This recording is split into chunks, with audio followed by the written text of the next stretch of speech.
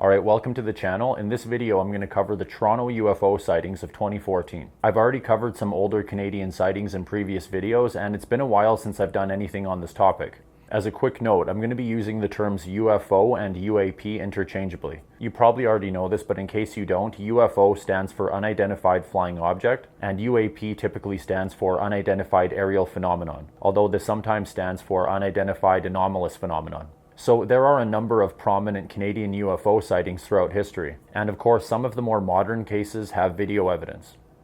These UFOs in Toronto were captured by many people, but one of these videos in particular is very interesting. It went viral at the time and it has over 1 million views. And in addition to all of the sightings, there were also power outages reported in this area. And so this is definitely one of the more prominent sightings that has occurred in Canada in recent times. And if you're into this topic and you haven't heard of these sightings, then you might find this interesting. If you haven't already, then please consider subscribing. I typically upload something new at least once a week. And before I get into the Toronto sightings, I briefly wanted to mention an update on the Sky Canada project. This project was started in 2022 and it's led by the Office of the Chief Science Advisor of Canada, which is currently Dr. Mona Nemer. The Sky Canada project was initiated to review current practices surrounding public reporting of UAPs in Canada. This is one of many recent developments in government action surrounding UAP sightings in North America, and it's been interesting to see at least some government recognition of this issue.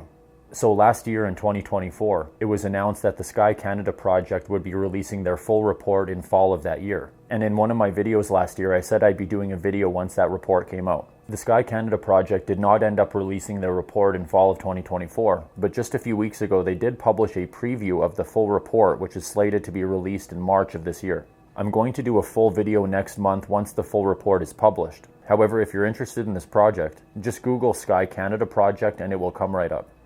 Okay, back to the 2014 Toronto UFOs. So these sightings occurred in North York, which is one of Toronto's 6 districts, and this happened on Saturday, July 26 of 2014, and the sightings occurred between approximately 7 p.m. and 10 p.m. that night. So that evening, people in this area reported seeing multiple UFOs. It wasn't just one singular object.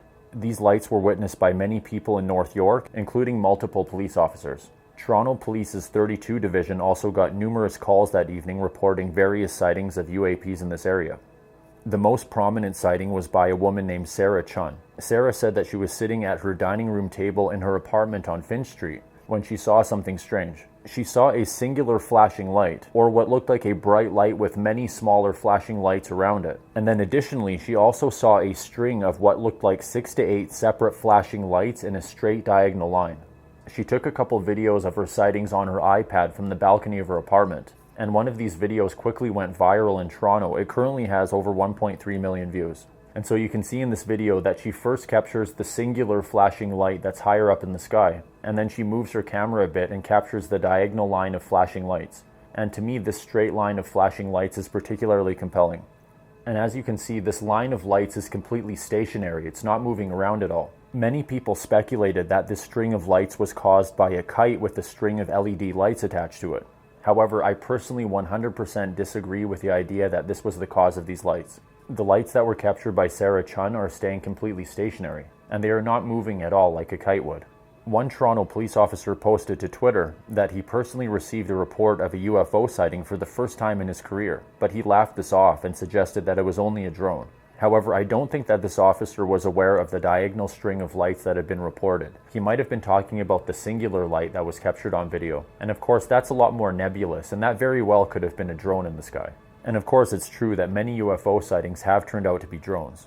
A local musician named Roxana Malecki was in a movie theater in North York when there was a sudden power outage, and this set off an emergency alarm. Everyone evacuated the theater.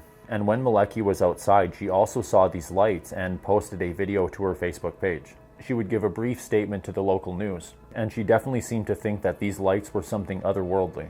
It was like a space shuttle, or what do you call that? Aliens? Besides the power outage at the Cineplex, it was also reported that there were other outages in this area, including a loss of power at the North York subway station. Another local resident named Sebastien Setien was having a barbecue on his balcony and spotted these same lights. He would later note that while he was taking video on his phone, he suddenly lost his internet connection. Many other people in North York saw these lights in the sky and would go on to post videos and pictures to social media. And especially with Sarah Chun's video quickly going viral, for a brief time this was all over the news in Toronto. A spokesman with NORAD named Julie Roberge put out a statement saying that the organization saw nothing unusual over the skies of Toronto and received no calls reporting these lights. Another spokesman named Corinne Madden with the Greater Toronto Airport Authority also put out a statement saying that their organization had no reported calls on this issue. And then Michelle Bishop, who was a spokesman for NAV Canada, which is a private organization that monitors Canadian airspace, said that no pilots in the area reported unusual lights that night. And so this received a lot of attention around Toronto, and then shortly after this, multiple news agencies published articles discounting the idea that these sightings were truly unexplainable. A Vice article around this time quickly discounted the UAP theory. Global News also did a big article around this time, and they were quick to attack the UFO idea and suggested that these lights were caused by drones, Chinese lanterns, or perhaps kites with LED lights.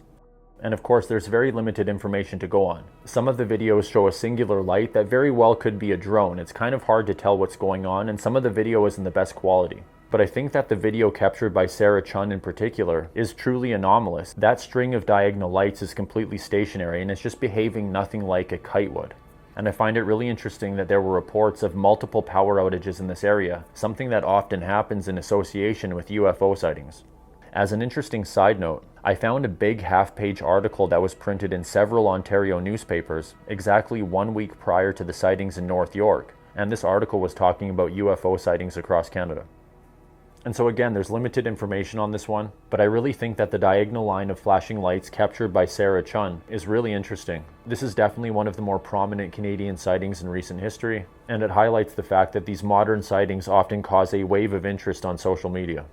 And that's pretty much going to wrap this one up. Personally, I think that these sightings are truly unidentified. I think it's clear that the explanations given by media after these sightings do not match what was captured on video. Back in June, I did a video talking about the subject of UFO sightings in Canada, and in that video I really emphasized the fact that I think it's ridiculous that there's so much resistance to the idea of extraterrestrial life. However, I could have been a bit more balanced in that video and talked about the idea that a lot of these sightings are in fact government or military technology.